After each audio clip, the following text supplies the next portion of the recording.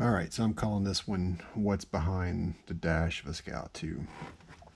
Before I start ripping into anything, I always document on video what it looks like before I start, mainly for my own purposes, but why not share it here too, just in case somebody else is interested in what it looks like behind the dash here. So half of this wiring works, half of it doesn't.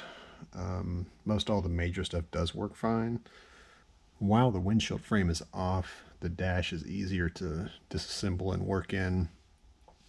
So I'm contemplating fixing some of this wiring, redoing some of this wiring. The fuse panel,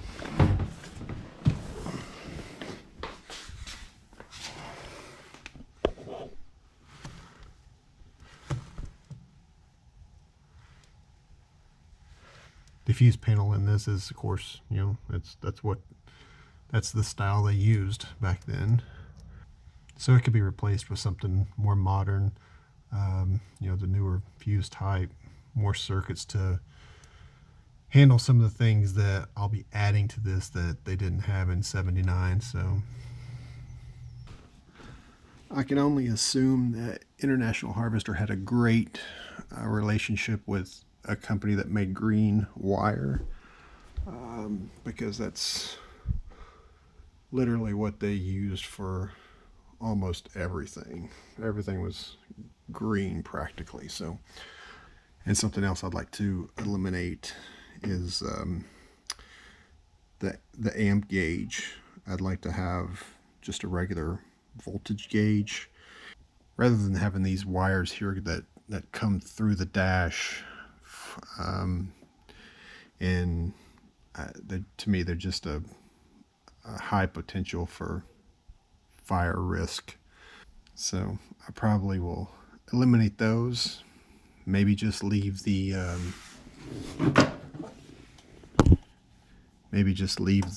actual amp gauge just as a dummy. Don't even have it hooked up. I did see on the searching on the internet, there's a company that will modify your original gauges and make them modern. So it may be possible to convert that to a voltmeter. I don't know. Just kind of what's in here. I never knew it in all the time I've owned this, but there was actually a speaker in the dash. It's right there.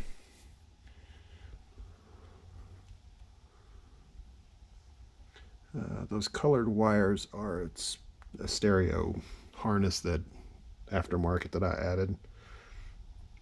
The only colored wires I've ever seen on this are lots of green, a little bit of black, a little bit of white, the blue for the amp gauge.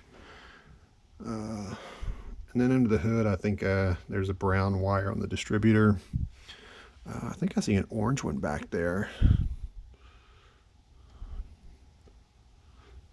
I see some colored ones on the steering column.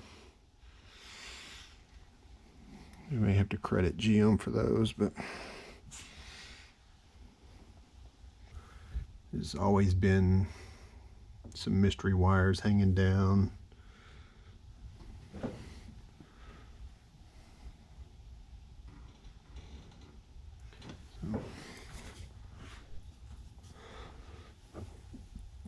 But I do have all the factory wiring diagrams, and that break down the connections to all the plugs. So I think I've wired a car before. Had a 51 Chevrolet that I completely ripped the wiring out of and wired back with a painless wiring kit. So probably do the same thing here. I use one of the universal GM kits since it does have a GM style column, and just get everything wired back up new. So this is kind of interesting. This is see if I can show you from here if the lights cooperate. So right here is cigarette lighter, fan control. So back behind this is this piece, and this is what illuminates. You can see a little fan symbol, you can see the lighter, and then you have engine stop. You have engine stop.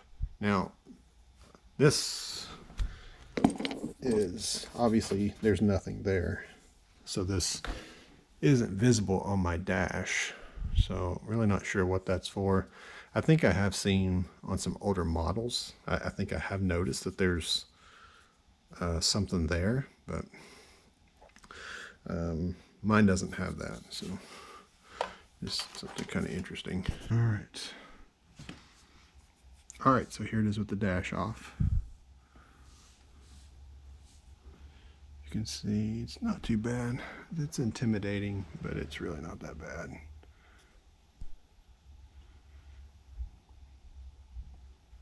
The wiring on this is actually really simple.